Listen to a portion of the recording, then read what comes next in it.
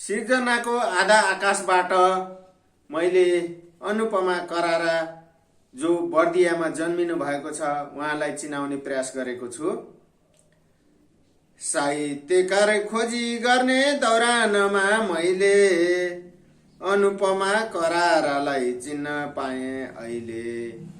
गजलमा व्यथा पोख्ने रहेछ उनको बानी, गजलकै शेरबाट गरे कुराकानी। साहित्यकार खोजेर म त बर्दियामा पुगे है अब त। 2038 साल माघ थियो महिना, बर्दियाको बदलापुर हुन गयो जन्म। नाम उनको अनुपमा सुनार हो थर, करारा र विवशबाटै नाम चल्यो तर। अनुपमा सुनार भए नि साहित्यमा नाम चल्दै गयो नि।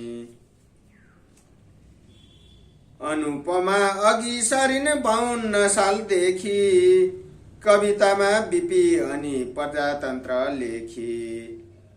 आठ कक्षामा भाग लिँदा पहिला भएपछि कविताको माध्यमबाट बढिन् उनी अघि।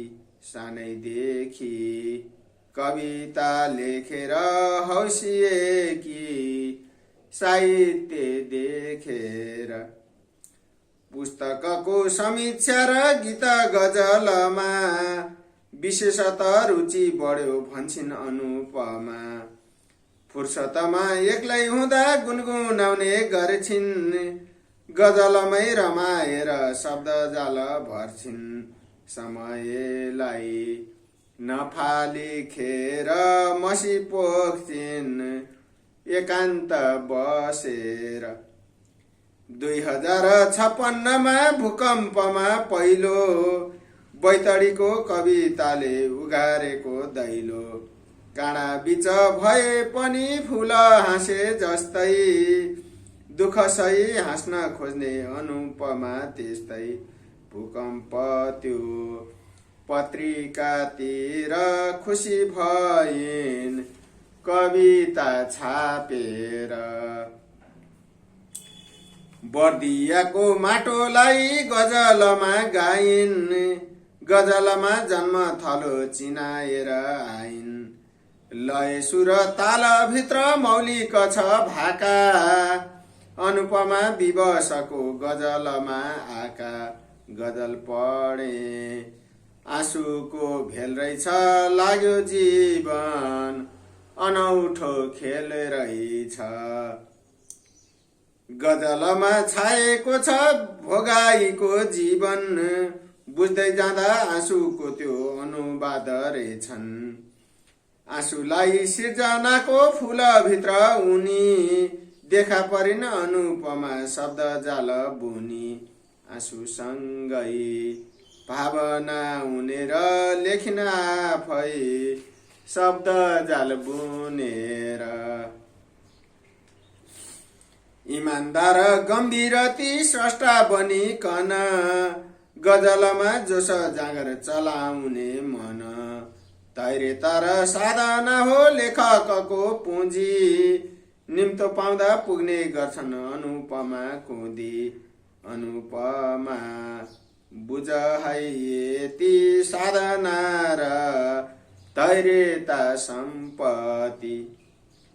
गजलमा अनुपमा बन्नु पर्छ जुन, मसी पोख्दै जाऊ अब त्यही जुन छुन।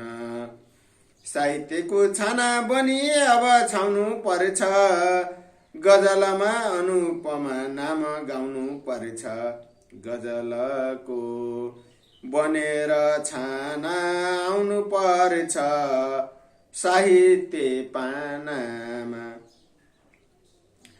गन्तव्यमा पुग्नलाई हिँड्नु पर्छ धेरै, उदाहरण दिए मैले साहित्यमा मेरै। अनुपमा शब्दहरू केलाएर जोख, सकेदेखि नेपालीको पीडा व्यथा पोख। नेपालीको व्यथा र पीडामा गजल लेखी सँगसँगै हिँड त्यहाँ। नरुनु है अनुपमा तिमी कहिले पनि, दुःख पर्दा भावुकलाई सम्झिदिनु अनि। भावुकले भनेको छ अन्तरात्माबाट, धेरैलाई दिएको छ आजसम्म साथ। नबगाउनु आँसुको धारा अघि सर, हिम्मत लिएर। नबगाउनु आँसुको धारा अघि सर, हिम्मत लिएर। धन्यवाद, नमस्कार।